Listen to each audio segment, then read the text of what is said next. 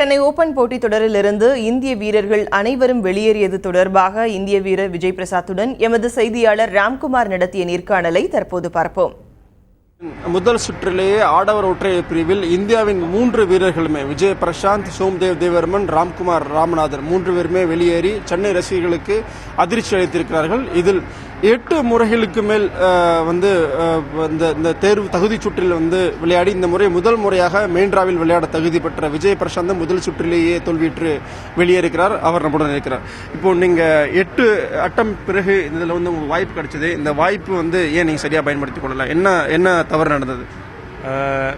சரியாக பயன்படுத்திக்கணும்னு சொல்ல முடியாது. இந்த மெயின் டிரா சுற்றுக்குள்ளே பெரிய விஷயமா நினைக்கிறேன்னா, ஏன்னா 8 முறையாக ட்ரை பண்ணி இப்போ வரதே ஒரு பெரிய விஷயம். அதுலேயே உங்களுக்கு தெரியணும் ரொம்ப கஷ்டமானது. பட் நல்லா யூஸ் பண்ணியிருக்கலாம், இன்னும் வின் பண்ணி இன்னும் மேல் சுற்றுக்கள் போயிருக்கலாம்.